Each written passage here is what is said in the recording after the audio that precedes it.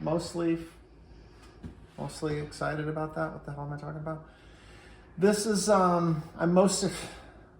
this is one of my favorite bins. No.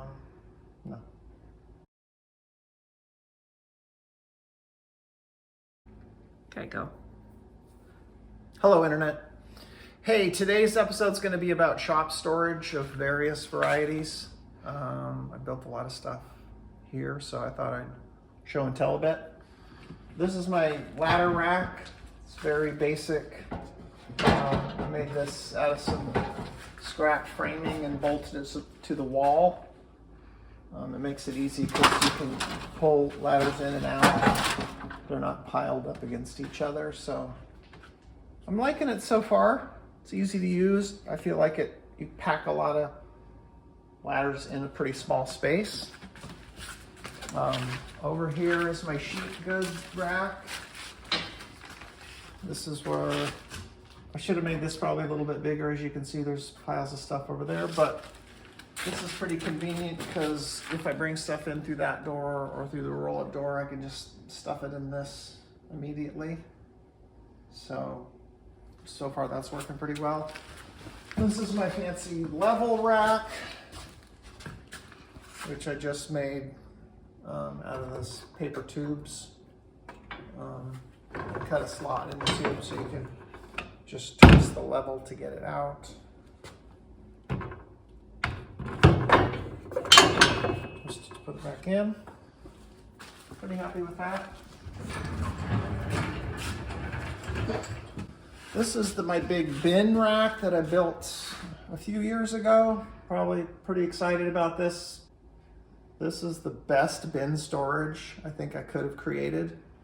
I bought a bunch of U-line bins, did some math to figure out how to space them, and it basically fits everything that I need. There's a couple of empty ones that I can grow into, but for the most part it has almost all of the fasteners that I use quite a bit.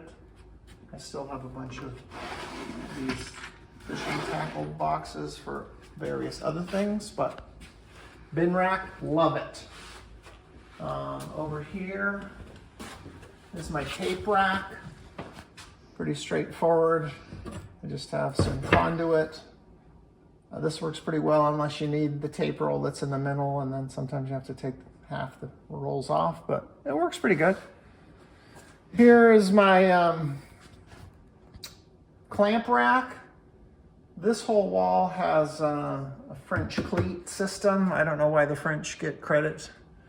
I don't really know the story behind that.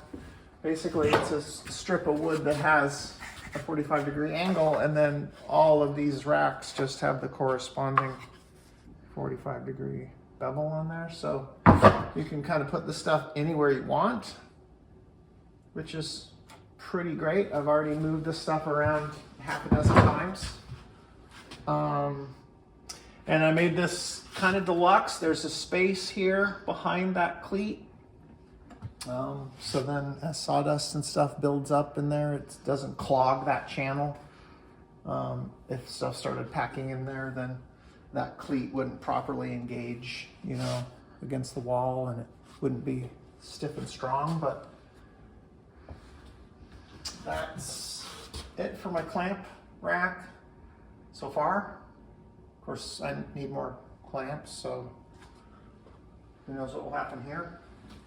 This is what's pretty exciting too. I made this a while ago, but this is my sandpaper rack. I'm really excited about this. I know it seems pretty dorky, but I got my rolls here where you can just pull it out and cut it.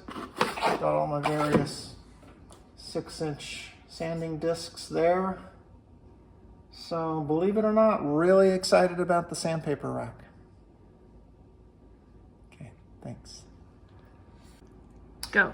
Over on the other side of the shop, I've got some storage of solvents and spray paint. Here's my old edge banding rack. I made this not that long ago. This is mostly plumbing stuff. This is actually a really old set of drawers from Portland that I kind of converted in this cabinet. Got some rope in there.